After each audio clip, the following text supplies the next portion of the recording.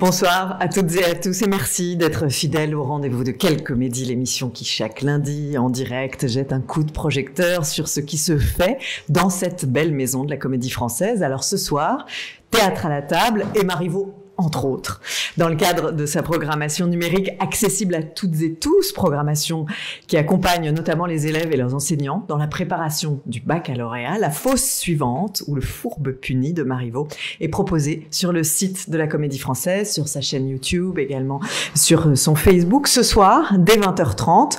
Pour ceux qui ne sont pas disponibles ce soir, c'est rattrapable à l'envi à partir de demain. Une version, je vous le disais, en théâtre à la table, qui est dirigée par Claire de la rue du Camp. Alors, à mes côtés, pour en parler, Anne Kessler. Bonsoir. Bonsoir. Anne. Merci beaucoup. Vous y jouez la comtesse. Oui. Clément Gobert, bonsoir. Bonsoir. Vous réalisez le film de cette interprétation à la table, on va en parler. Et Ruth Ortmann, bonsoir. Bonsoir.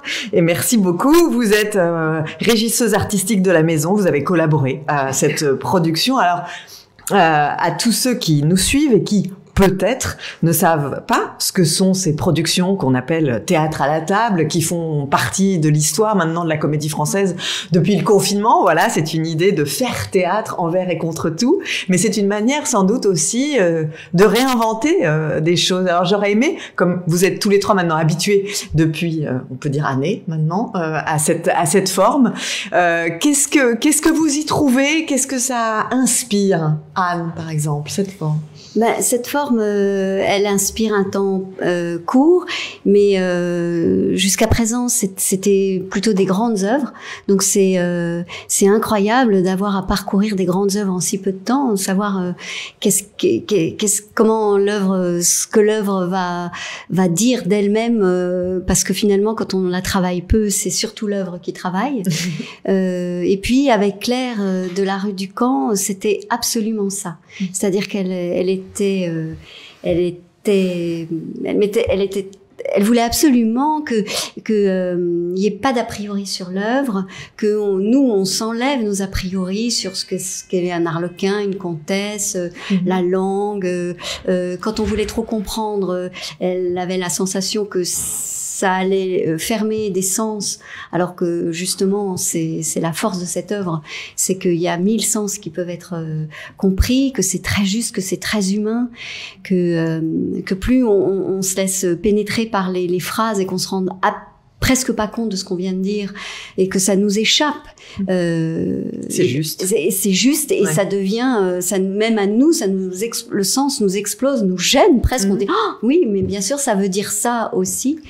Et donc le fait que ça soit si court parce que dans le temps et puis que ça soit immédiat. Quoi oui, c'est une semaine. C'est quand même un peu plus. C'est passé à 15 jours. Oui, c'est 15 jours, mais c'est bien parce que presque 10 jours. Oui. De travail. Du lundi de la première semaine jusqu'au vendredi de la deuxième semaine. Voilà. Ouais, et puis le fait que ça soit one shot, ça nous oblige à regretter plein de choses pendant qu'on lit, parce qu'on dit j'ai raté ça, et puis se laisser échapper par d'autres et se demander ce que ça donne comme ça, un travail comme ça. Mais c'était très vivant et je trouve que Claire a très très bien compris Marivaux. Oui. Voilà. Et sur cette forme, Clément, vous filmez cette interprétation. Oui, la caméra est un peu comme à l'œil du public, mais non, c'est le vôtre aussi. Il faut composer avec la vision d'un metteur en scène. En fait, c'est un autre regard qu'on a. C'est-à-dire que sur la plupart des théâtres qui se font, il y a un public. Donc il y a que le regard public qui se fait de la salle.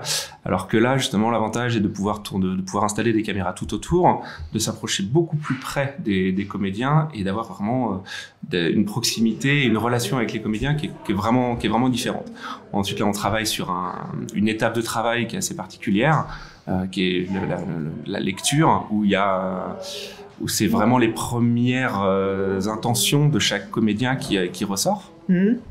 Et donc voilà, elle a un peu évolué depuis le début, parce on a démarré donc en fin 2020. Où là justement il y avait qu'une semaine de préparation, donc les premières préparations se faisaient le lundi. Les metteurs en scène voyaient leurs comédiens dès le lundi et on tournait le vendredi, donc c'est vraiment qu'une semaine et c'était diffusé le samedi. Là après il y a eu le passage en public qui s'est fait l'année dernière c'est bien aussi. Qui était chouette aussi, ouais. Qui était encore un autre. Pour vous, ça devait être encore plus. C'était super. C'était vraiment. Du coup, on tournait le lundi d'ailleurs.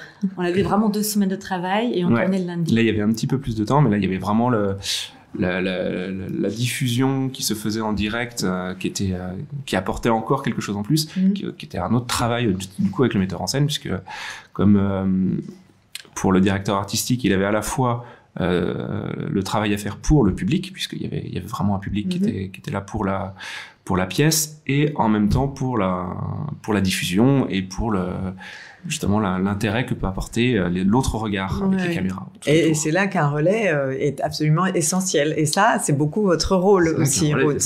Oui, tout à fait. Voilà. Oui, tout à fait. C'est-à-dire que j'assiste aux répétitions. Enfin, j'assiste le directeur ou la directrice artistique aux répétitions, comme un assistant de mise en scène. Et puis, je fais le relais avec l'équipe donc de Clément, que je commence à bien connaître. Et en fait, pendant la captation, je remplis le rôle d'une script captation. Oui, c'est-à-dire que je parle directement au cadreur, au casque, et que je leur dis qui va parler, qu'est-ce qui se passe, qu'est-ce qu'il y a comme moment à ne pas rater, par exemple, j'ai pas un mouvement de main, une réaction de quelqu'un. Et donc, j'annonce tout ça en amont.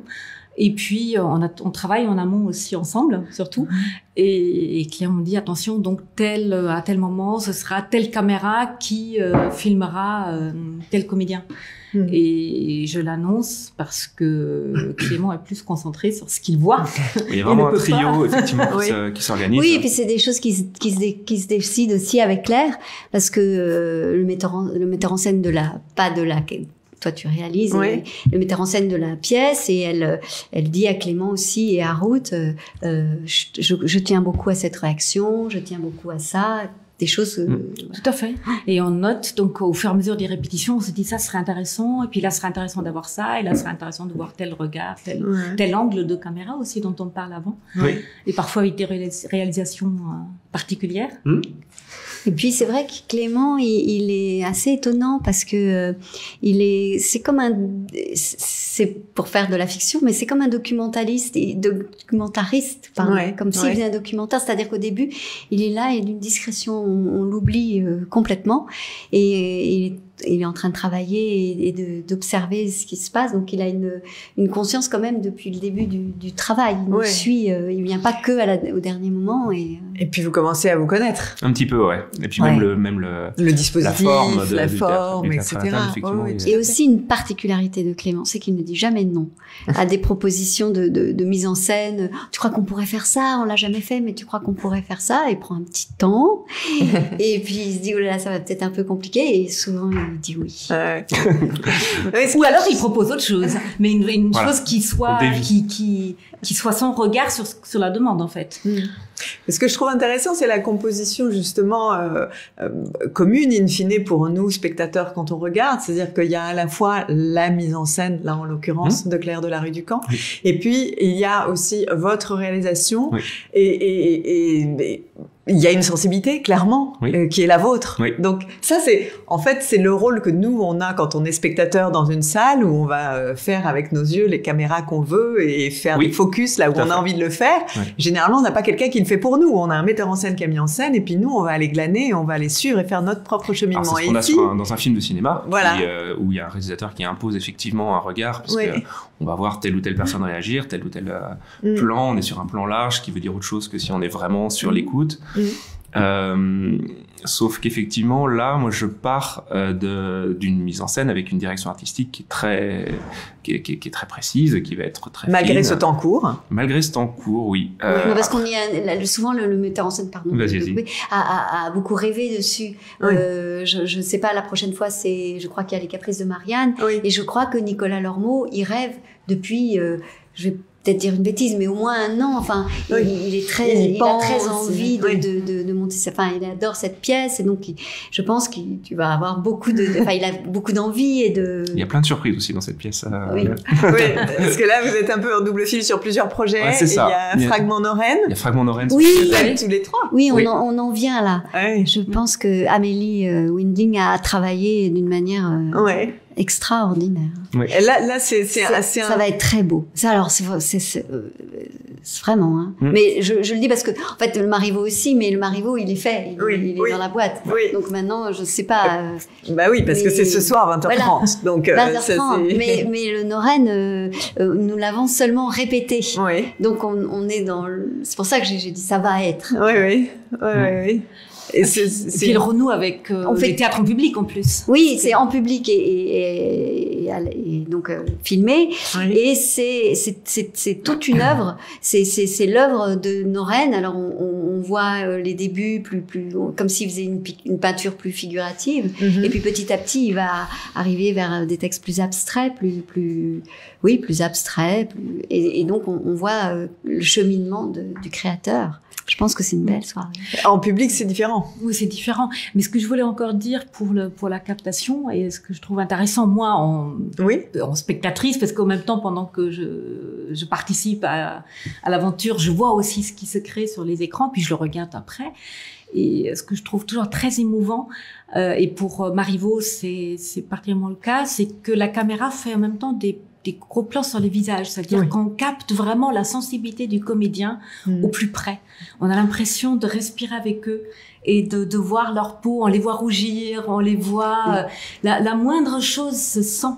C'est d'une sensibilité extrême et c'est là où la caméra, elle a aussi ce regard très sensible qui capte tout. Et justement, ce que tu disais tout à l'heure, sur ce qui échappe au comédien, la caméra le voit. Et du coup, on l'offre aux spectateurs et je trouve ça magnifique. Et Clément, on se fait cueillir?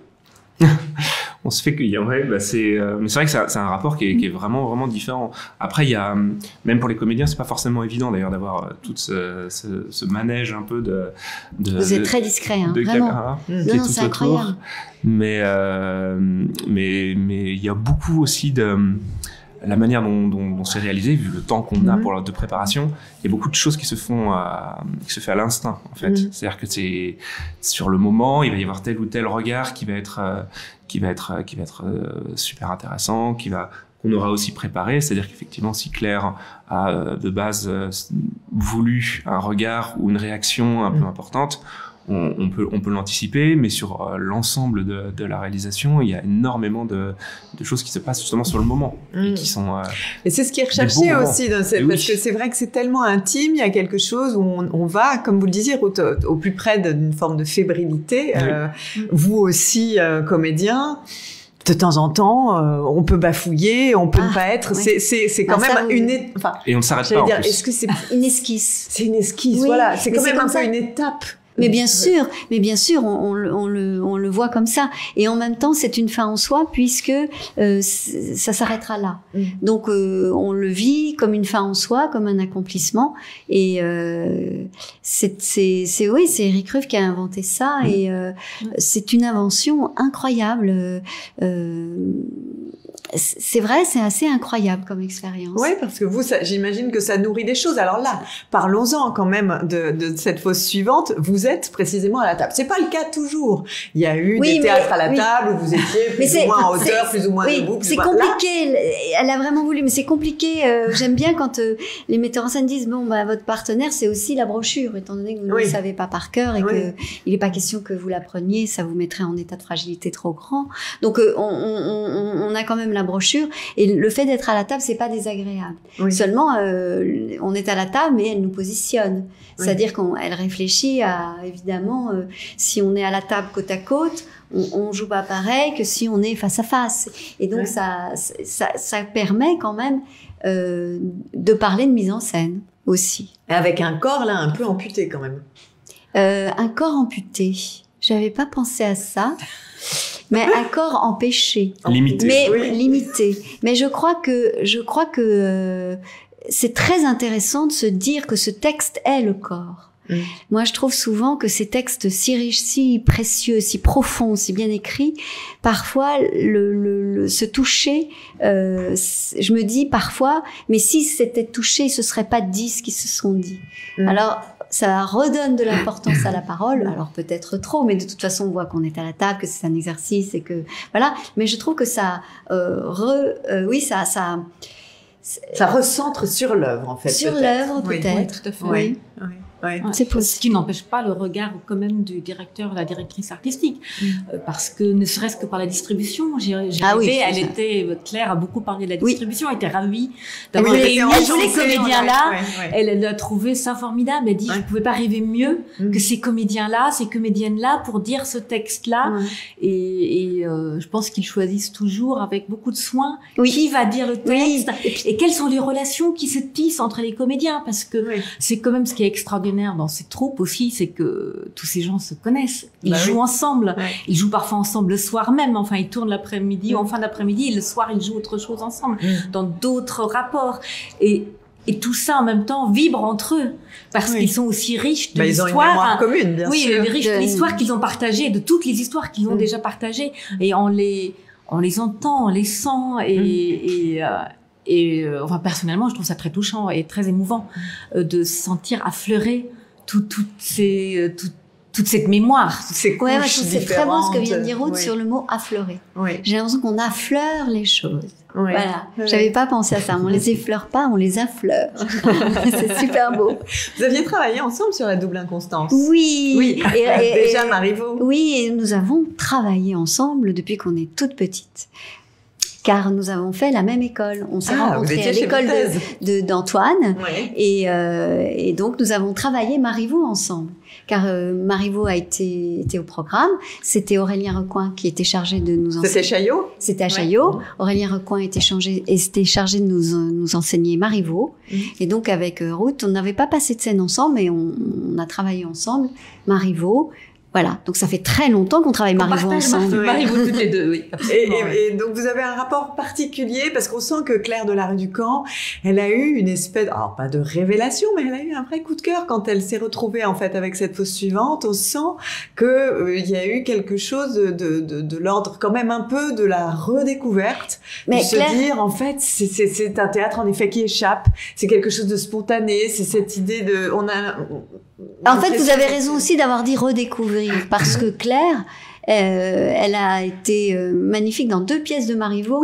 Donc, je crois qu'elle le connaît bien. Mais seulement, elle était effectivement dirigée.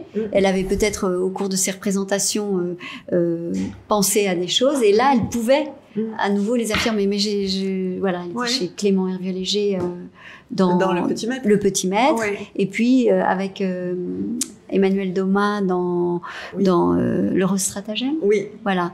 Donc, dans lequel elle était très saillante dans les deux.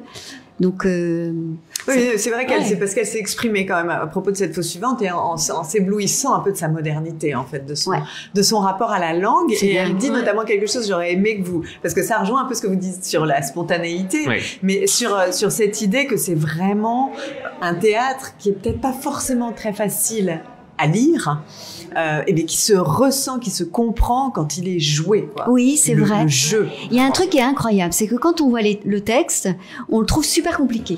Donc, en l'apprenant, quand on l'apprend, voilà, alors on l'apprend, et on se rend compte très vite que quand on fait des italiennes, en fait, c'est nous qui l'avons compliqué, qu'il est beaucoup plus simple qu'il n'y paraît. Et beaucoup plus parlé, et beaucoup plus, j'allais dire, moderne qu'il n'y paraît. Et d'ailleurs, quand on le joue bien, il y a beaucoup de gens qui vous disent mais vous l'avez adapté un petit peu, vous avez changé des trucs. Même quand on a été super précis et qu'on n'a rien changé du tout, les gens vous demandent si ça a été adapté, tellement c'est vivant. Elle insistait beaucoup là-dessus, sur cette modernité de la langue, alors que moi, je me souviens justement de mes 20 ans, je trouvais que cette langue, c'était un labyrinthe dans lequel on se perdait, c'était pas facile. Et en fait, il est beaucoup plus facile qu'il n'y paraît. Et c'est vrai que quand les jeunes, moi j'avais fait travailler des jeunes, des ados, des adolescents, et c'était dément comment ça sortait bien Et puis elle a beaucoup insisté aussi sur la ponctuation, c'est tellement bien pensé que quand on sait pas, on fait avec la ponctuation presque comme une phrase musicale. Quasiment le premier degré est une manière de retrouver ses marques. Exactement. Ah ouais, surtout c'est surtout très important d'être au premier degré, moi je trouve. Ouais. Bon, voilà, je crois que j'ai beaucoup parlé. Et d'ailleurs, elle avait comme référence, enfin, elle nous parlait aussi du film L'Esquive. Ah où il y a les ados, les ados justement qui rencontrent ce texte et qui, à qui ça fait découvrir quelque chose aussi sur eux-mêmes. Et ça l'avait beaucoup touché. Elle nous en a souvent parlé. Oui, elle nous parlait beaucoup d'une scène où le jeune homme est vraiment amoureux. Et au moment où il est face à son amoureuse, il est sans mots, il est complètement, il sait pas quoi dire, il dit rien. Et la prof lui dit, mais non, mais quand on est amoureux, on fait du violon, de la guitare, on exalte, on est joyeux. Et le contraire, enfin, on comprend que dans la vie, ça peut être aussi absolument le contraire. Et Claire, elle tenait beaucoup à ce que on n'aille pas dans les clichés et dans justement, les a priori, et qu'on voit ce que ça nous fait vraiment. Et quelquefois, on a été surpris. Mais le texte, c'est un rythme, Clément. Ça, c'est pour vous, c'est essentiel. J'imagine qu'il y a des rythmes qu'on suit d'une certaine manière. Là, par exemple, sur cette fosse suivante-là, cette idée de spontané, de choses qui peut échapper.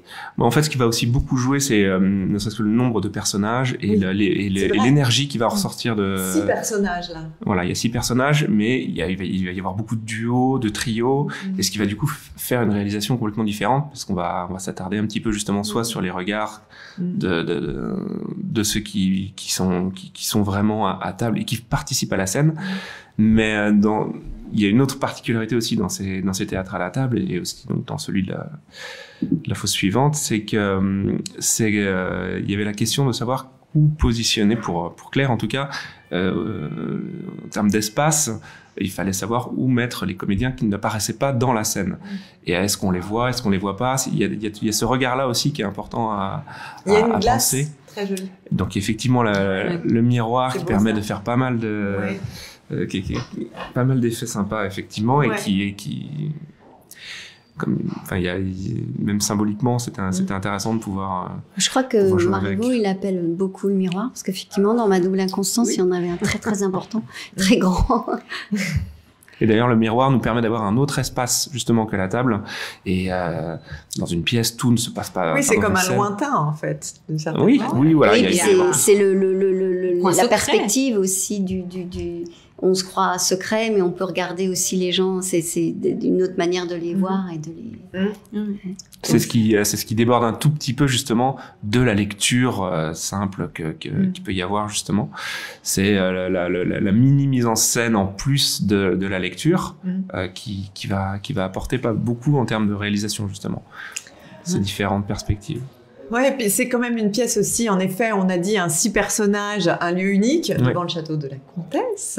La caméra, dès le début, nous prend un peu à partie. Enfin, oui, ça c'est très dès le début, il y a quelque chose qui va venir, pour le coup, nous cueillir. Voilà, c'est ça. C'est justement ça, c'était aussi des discussions qu'on avait avec Claire, savoir qu'est-ce qu'on a. Moi, le dispositif, en fait, donc il y a 6 caméras qui tournent qui capte l'ensemble en fait de la scène avec 4 cadreurs. Là, moi j'utilise en fait des travelling qui permettent en fait d'avoir une certaine rapidité d'exécution. Comme justement, j'ai besoin d'être rapide pour pouvoir avoir vraiment les plans qui m'intéressent et dont on a besoin. Et là, il y a l'apport en plus de la caméra portable qui apporte un peu une fragilité aussi. Comme elle permet d'être un peu plus proche encore des comédiens et d'apporter encore autre chose en fait. Ça apporte on se positionne un peu sur même la place. Ça questionne un peu aussi sur la place du spectateur. Le fait et un d'ailleurs des principes du théâtre à la table, justement, quand on en avait parlé avec Éric Ruff au tout début, c'était d'avoir le sentiment que le spectateur soit présent à la même table en fait que les comédiens. Vraiment se sentir au plus proche. Ce que vous disiez aussi sur cette intimité là, ce que ça permet. Absolument. En même temps, on ne cache pas les cadreurs. Bon, on cherche pas à les avoir dans l'image, mais on ne les cache pas. C'est-à-dire, on ne fait pas semblant qu'ils n'existent pas. Ça fait partie du dispositif. C'est aussi comme ce que disait Anne, c'est l'idée aussi de l'esquisse, c'est-à-dire qu'on n'est pas en train de cacher, de gommer, de perfectionner. En fait, il y a quelque chose je trouve moi de généreux aussi pour le spectateur, parce que cette manière de montrer, si ça nous permet d'avoir l'impression d'être nous peut-être une petite souris là où on n'aurait jamais accès, et C'est une manière de nous inviter. Je trouve qu'il y a quelque chose qui invite. C'est pas frontal, en fait. Il y a quelque chose qui enveloppe. Et après, il y a aussi un gros travail de lumière qui est fait dessus, avec les différentes ambiances. Ça, c'est aussi un travail qu'on fait avec Claire. Là, c'était Tristan Brachet qui avait fait l'éclairage de cette pièce aussi, qui travaille aussi depuis depuis quasiment depuis le début. C'est très très précieux. Et parce qu'on est comme on travaille dans une salle de répète, on n'a pas forcément tout le matériel comme on pourrait avoir à Richelieu. Et donc, il faut s'adapter vraiment à toutes les ambiances. On a les principales contraintes de savoir si on doit être de nuit, de jour, si on est un peu en soirée. Là, il y a un peu il y a ces 3 ambiances-là, même 4 ambiances en fait différentes dans l'ensemble sur la fosse suivante. Et donc, ce travail-là, fallait, c'est ce qu'on a pu voir effectivement avec Tristan sur comment rendre avec juste le décor d'une salle de répétition, c'est vraiment la lumière qui va faire le décor aussi. Donc, oui, bien sûr, qui va découper des espaces. Qui va vraiment découper les espaces et qui va donner un peu le sens, qui va nous donner les impressions en fait d'à quel moment on est. C'est ça qui raconte le temps qui passe. Et qui raconte le temps qui passe. Et puis on a aussi cette contrainte du fait de devoir aussi pouvoir éclairer suffisamment pour pouvoir ne serait-ce que lire le texte. Ah oui, c'est ça aussi. Malheureusement, on est obligé de lire. Et oui, parce que ce qui est logique, le temps de préparation, c'est Oui, parce que parfois on aurait voulu des choses plus mystérieuses, mais ça deviendrait tellement mystérieux qu'il y aurait plus de texte. C'est ça. Du coup, il y a un intérêt moindre, mais donc voilà, il faut vraiment jongler avec tout ça. C'est ce qui rend après le projet intéressant. Mais moi, je suis assez impressionnée parce que effectivement, vous avez peu de temps, vous avez pas toutes les ressources techniques. Il y a le travail inventer aussi, bien sûr. Tous les comédiens en fait ont leur propre micro pour les entendre en permanence et tout ça comme je disais au début se fait d'une seule traite, c'est-à-dire qu'on n'arrête pas. On est dans le même principe qu'une pièce qui va se jouer avec un public. Ça ne m'est quasiment jamais arrivé d'arrêter sauf pour gros problèmes techniques, s'il y a vraiment un micro qui tombe ou quelqu'un parce que où le micro marchait pas. Voilà, c'est déjà arrivé effectivement qu'il y ait un micro qui marchait vraiment plus du tout, mais je crois que c'était surtout qu'il était tombé. Et du coup donc là on avait dû s'arrêter, mais sinon le principe est justement de tout garder. Donc il peut y avoir des petites imperfections en termes de réalisation, en termes même de jeu, ça peut fourcher. C'est aussi le principe du côté brut, en fait. Puis on s'ennuie jamais. Je veux dire, c'est d'un théâtre à la table à l'autre. Oui, parce que jamais pareil. Maintenant, beaucoup d'expérience. Ça n'est jamais pareil. C'est chaque fois faut réinventer. Enfin, toi et les directeurs artistiques. Enfin, il faut réinventer autre chose. Oui. Et, enfin, moi, je trouve ça passionnant. Et puis les directeurs artistiques ont tous plein d'idées, toutes différentes les unes des autres, comme on a pu travailler aussi ensemble sur plusieurs l'année dernière, qui étaient super, avec des fonctionnements encore différents, des contraintes encore différentes.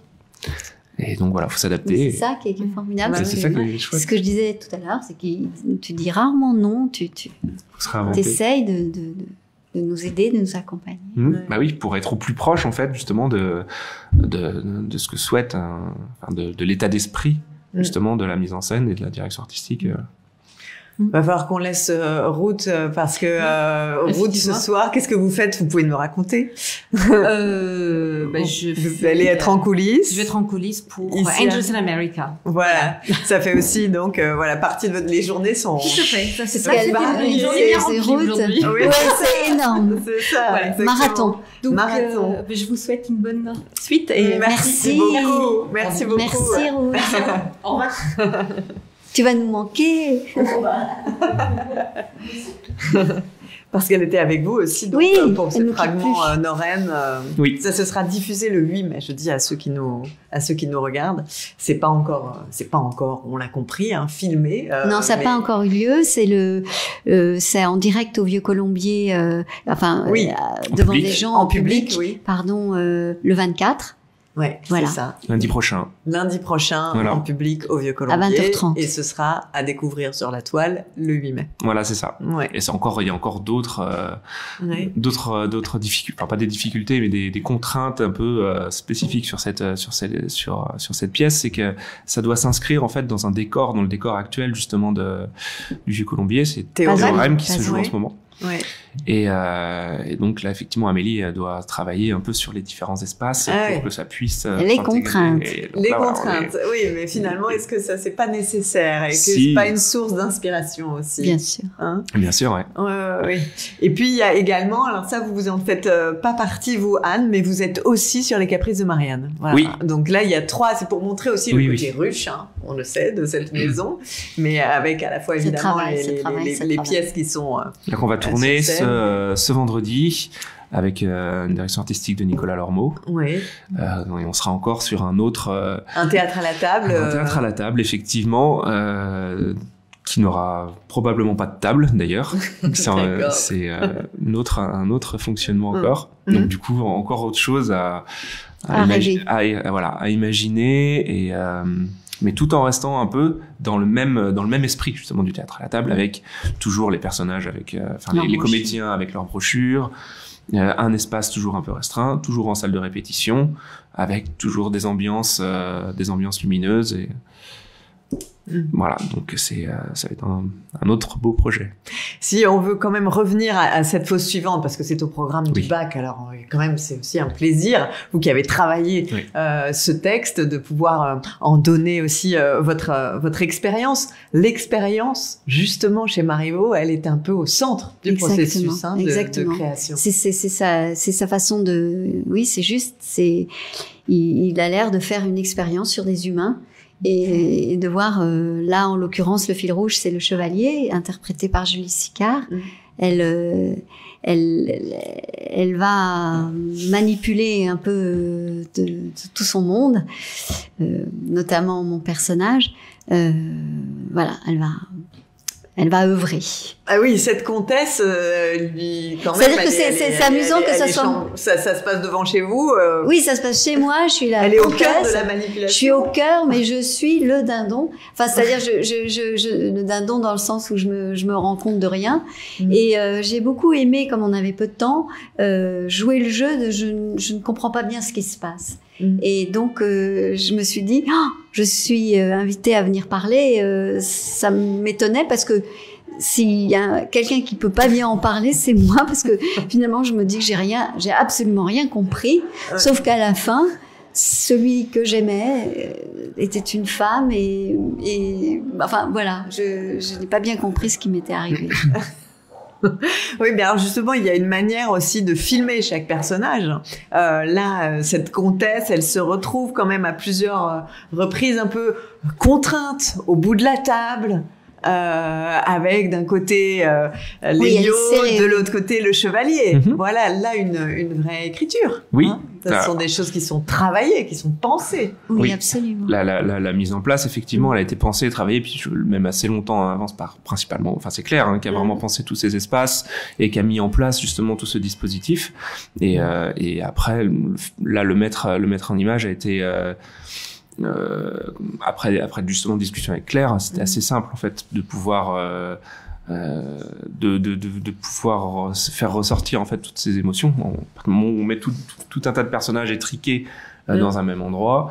Voilà, c'est pour ça que j'ai fait aussi l'apport, donc comme je disais, la caméra portable qui va encore rajouter ça, le côté un peu oppressant. C'est ça, oui, parce que moi je trouve, alors je me demande pour vous ce que ça donne, mais quand la caméra s'approche comme ça, qu'on est vraiment sans phare, c'est très cruel. Le comédien qui est sur un plateau, il a quand même plus d'espace normalement, plus d'espace avec le public, plus d'espace aussi avec un corps en scène, etc. Là c'est encore plus empêché, et puis filmé de très près, il y a un côté sans phare. Et en plus le public est tout autour en fait, c'est-à-dire qu'il n'y a pas... Oui, c'est vous, toutes vos caméras, tous ces yeux. En fait voilà, il y a pas un... Ça c'est assez marivaudien justement, l'expérience, on est toujours vu par quelqu'un et on a toujours la sensation que on est toujours regardé, que on regarde la réaction, et en fonction de la réaction on va changer son plan ou au contraire on va revenir. Et en même temps, ce qui est très beau, c'est qu'à chaque fois qu'une scène commence, on croit qu'on a un plan, mais comme c'est un humain et qu'il va nous répondre d'une façon plus touchante qu'on ne s'y attendait ou différente, on va rentrer dans le jeu, même si on avait décidé quelque chose, ça ne sera jamais comme on avait décidé. Et même celui qui semble être celui qui a, ou celle ou celui qui a décidé d'arnaquer ou comment on pourrait dire, de manipuler, finalement se retrouve pris au piège, à son propre piège, et est troublé lui aussi, se demande si lui, mais finalement non, je la cède à quelqu'un d'autre, mais elle me plaît encore, enfin je l'aime encore, et tout ça se mélange et voilà. Bah, ce sont quand même des personnages qui sont toujours plus complexes qu'ils n'en ont l'air. Ouais. Pour eux-mêmes aussi, d'ailleurs. Oui, c'est juste ce que vous dites. On a la sensation que c'est le moment aussi où ils se révèlent à eux-mêmes, ils comprennent des choses d'eux-mêmes, ils n'en reviennent pas de réagir comme ça, de s'entendre répondre comme ça. Ils sortent un peu de leur convention sociale et de leur convention tout court. Bah là aussi, la convention, c'est marrant que vous en parliez parce que c'est souvent quand même les valets, les maîtres chez Marivaux. En termes de langage, ils parlent pas de façon très différente. Non, dans cette pièce-là, non. Non, c'est vrai. Donc, le rapport est moins franc ou moins caricatural que dans d'autres pièces. Oui, la frontière est plus ténue et absolument, on ne sait plus qui est le maître, et en plus, comme je suis censée par exemple représenter la comtesse, elle est si fragilisée pendant toute cette expérience que son ascendant social il en prend quand même. Enfin, elle essaye de tenir un peu son rang, mais elle est quand même, je sais pas, je la trouve très fragile, ouais. Oui, très fragile, exactement. Et puis elle tombe amoureuse. Elle tombe vraiment amoureuse, quoi. Donc au moment où on tombe amoureux, on est, voilà, on perd ses moyens. Elle perd beaucoup ses moyens. Et ses moyens pour de vrai aussi d'ailleurs, parce qu'il y a une histoire de dédit et d'argent. Ah ben ça, l'argent il arrive dès le départ. Oui. C'est autour de l'argent que c'est l'argent qui compte. Et Claire nous disait je trouve qu'elle te souviens, elle répète souvent. Par exemple, il dit qu'il aime beaucoup l'argent, mais il aime beaucoup l'argent parce que d'abord il en a besoin, parce qu'il en a pas beaucoup, qu'il a besoin de se nourrir. Et ça en fait pas un personnage odieux pour autant. Et elle défendait beaucoup. Elle voulait qu'on mette en avant. Elle voulait pas du tout qu'on gomme nos défauts. Mais plus on mettait en avant nos défauts, plus elle disait, bah oui, ils sont très humains, mais parce que si par exemple elle est désagréable, mais elle est très amoureuse, ou lui, il a besoin d'argent. Lélio, par exemple, qui est quand même un personnage pas facile. Non. Peut être... Très séduisant. Oui. Il est très séduisant. Moi, je me demande si la comtesse, elle regrette pas quand même de l'avoir... elle sait plus. Il est terrible avec elle. Il est vraiment terrible. Hein. Et quand à vous entendre, on se dit que Marivaux est un auteur à qui on peut faire une confiance aveugle. Ouais. En fait. Il faut. C'est pas, on peut. C'est que je pense que plus on lui fait confiance et plus on est étonnant et surprenant. Moi, je trouve qu'une des vertus, ce que je préfère voir sur un plateau, c'est quelqu'un de surprenant. Voilà. J'aime être surprise. C'est ça l'émotion, et surprise par cueillie, surprise. Et Marivaux propose quand même beaucoup ça si on lui fait confiance. Non, vous aussi, j'imagine que c'est la joie d'être derrière sa caméra. J'ai plein de surprises sur chaque théâtre à la table. J'ai plein de surprises à chaque fois sur la manière dont ça se fait, la manière dont. Et puis moi, je découvre un peu aussi toutes ces pièces au fur et à mesure. Oui. Donc après, effectivement, je les découvre beaucoup par le metteur en scène, souvent quand même, la pièce. Et puis après, par toutes les discussions qu'on va avoir avec mon équipe. Oui, puis quand je m'imprègne à chaque fois. Oui, c'est ça. Je parlais de musique. D'ailleurs, la musique, c'est une composante. Elle est. Si. Il y en a une toute petite. Ah non. Il y en a un peu dans le théâtre à la table, mais dans le texte. Oui, dans le texte. Non, mais dans le théâtre à la table. La musique. Il peut y avoir de la musique dans le théâtre à la table. Oui. Ça va être Il y a pu y en avoir avec Nicolas Lormeau, il y a pu y en avoir... là, il y en a aussi sur la fin, une petite musique qui était composée, je crois, par Claire, ou en tout cas, c'est... Et ça peut avoir un petit apport qui peut être intéressant aussi. Elle s'est posé la question parce qu'elle est arrivée avec plein d'idées, et petit à petit, elle les retirait en disant... Elle épurait beaucoup. Moi, j'avais vu un truc comme ça où on voyait Dreyer qui faisait faire, par exemple, une cuisine. Et puis, petit à petit, il disait, oh, ben, ça, c'est pas nécessaire. On a compris, c'est une cuisine. Et finalement, au bout d'un moment, il ne restait que l'épure de la cuisine et on était frappé par qu'on était quand même dans une cuisine. Et je trouve que, bon, la comparaison, voilà, et Claire a beaucoup fait comme ça. Elle était avec beaucoup d'idées. Et elle renonçait aux idées. On les avait en nous, elle nous les avait racontées, mais elle disait elle n'est pas nécessaire, on peut l'enlever. Donc elle a beaucoup épuré. Il y a effectivement eu, par exemple, un moment, elle m'a fait une demande de savoir si les comédiens pouvaient en fait faire un peu de la percussion sur eux. Ouais. Ce qui m'arrangeait pas du tout. Pour les micros. En fait, j'ai justement les micros ici et j'avais vraiment besoin qu'en fait ça puisse se faire là. Donc là, c'est pareil, je me demandais s'il n'y avait pas moyen de taper ailleurs, parce que c'était vraiment le seul endroit où je pouvais pas, où c'était pas possible. Enfin, c'était pas négociable. Ah non, c'était vraiment trop compliqué. Et finalement, là, elle a complètement enlevé l'idée de toutes ces percussions qu'il devait avoir. Ouais. Donc voilà, il y a plein d'évolutions qui se sont faites comme ça. Bah oui, et puis comme c'est l'évolution aussi évidemment des personnages, si on fait dans le micro aussi, dans la pièce très vite, même. Oui, c'est une pièce qui est évidemment, il y a plein d'humour, mais elle est tragique. Enfin, je trouve qu'elle a une issue tragique. Mais il y a une solitude des personnages. Il y a une solitude de tout. Personne n'y trouve son compte. Enfin, chacun finalement. Repart seul et c'est rare ça ça fait la beauté de cette œuvre. C'est une grande pièce. Oui, je me faisais la réflexion aussi souvent, il y a parents-enfants. Oui. Là, il n'y a pas. Non. Donc c'est une autre liberté de relation. Que des orphelins. Non, mais c'est quelque chose à prendre en compte aussi, parce qu'il y a une peut-être plus de liberté a priori. Oui,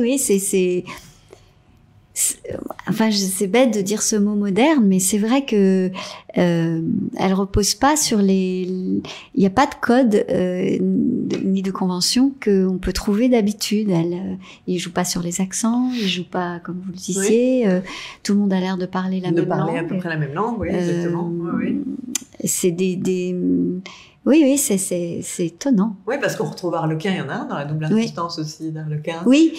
Oui, c'est joli le choix qu'a fait Claire. Olivier est tout à fait extraordinaire dans cet Arlequin. Oui, ben justement, il y a puis c'est ce qui est marrant aussi dans cette pièce, c'est que en fait tout est déjà pensé dès le début de la pièce. Je m'en veux parce que j'ai pas dit son nom et je voudrais dire son nom parce qu'il a un nom. J'ai un trou. Alexandre. Oui, non, Olivier. Non, Olivier. Oui, Olivier Debache. Voilà, j'ai dit son nom. Olivier Debache. Voilà, c'est important. Et il y a Alexandre. Il y a Alexandre Mambon, exactement. Voilà. Oui, tout à fait, qui est en Frontin. Il y a Johan Kaziorowski qui est un Trivelin. Voilà. Olivier Debache qui est donc Arlequin. L'Élio, Clément Bresson. Le Chevalier, on a dit, Julie Sicard. Et vous, donc, dans le rôle de la comtesse. Et là, l'équipe. Merci. L'équipe est. Je me sens bête quand tout à coup j'ai un trou. Bah non, mais attendez, la journée était quand même assez dense parce que vous sortez de fragments Noren, c'est quand même un autre monde. C'est un autre monde. Oui, c'est beaucoup moins. Alors Noren, il disait tout le temps, it's a comedy. Ouais. Mais effectivement, il y a de l'humour, mais c'est noir. Oui. Ouais. Mais non, mais c'est oui, c'est un autre univers. Non, mais ce que je voulais dire, c'était que le spectateur était omniscient, un peu comme la caméra. C'est-à-dire dans la fausse suivante, en fait, on sait dès le départ, nous, les stratagèmes, ce qui est pensé, ce qui va être fait, etc. Plus on avance sur les personnages eux-mêmes. Oui, c'est vrai, ça. On a un temps d'avance. C'est pour ça que je trouvais ça très joli d'avoir aussi cette caméra qui, dès le début, nous cueille un peu. Oui, dans la présentation. Voilà, oui, tout à fait. Bien sûr, oui. On a c'est vraiment une intrigue que je trouvais intéressante, effectivement, de pouvoir... c'est très curieux, en fait. On est devant un personnage, justement au début on sait même pas qui c'est, on tourne autour, on sait pas pourquoi, et il prend son temps, il prend son café, et petit à petit, voilà, il va tout de suite d'ailleurs faire les présentations au loin, où on voit au loin justement la présentation de la comtesse, la présentation de tout le monde. Mon château, je crois qu'on l'a pas bien vu, mon château. Tu l'as pas bien filmé. Le château était non, c'est vrai que il est très beau.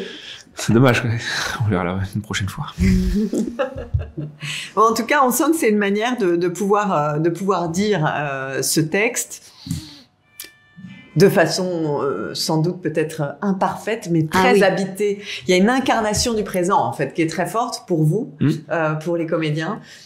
Nous, on sait pas trop. Là, c'est vous qui le dites, parce que là, on l'a fait. Moi, je ne me rappelle que des choses sur lesquelles j'ai des regrets. Les ratés, je regrette ça, j'aurais voulu faire ça. Et puis, il suffit que hier, je vois un film avec une actrice extraordinaire, je dis, mais oui, mais c'est comme ça qu'il faut penser cette phrase, mais c'est nul, comment je l'ai pensé, et voilà, plein de regrets. Parce que c'est qu'une fois, et...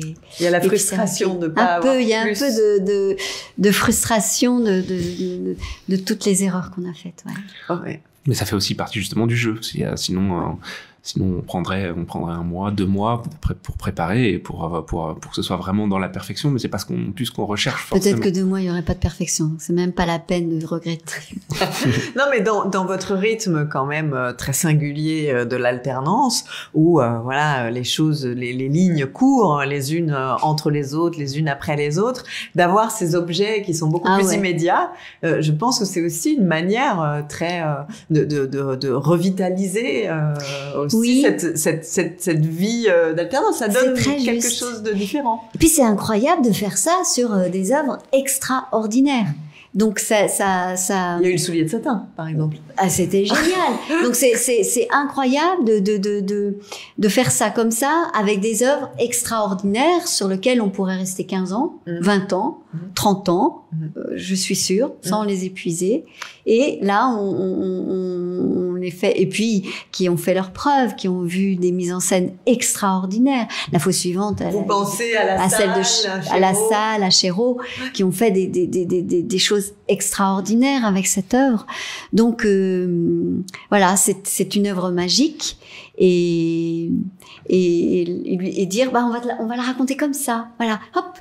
Tout simplement, allez, avec petit bout de papier, petit bout de carton, et on fait ça comme ça, et on voit à quel point elle tient encore debout, et elle est passionnante. Elle voulait aussi, Claire, qu'on s'étonne, qu'on se déstabilise, et qu'on se surprenne. Oui, qu'on se surprenne, voilà. Les uns les autres aussi. Oui, elle a beaucoup insisté. Alors, elle pouvait pas être là ce soir. Non, sinon vous imagineriez bien qu'elle serait là avec nous. Elle ne pouvait pas être là ce soir, mais c'est vrai qu'il y a sur le site, on la voit dans cette espèce de présentation à vous tous. Qui est la première journée. C'est qui est vraiment la première journée.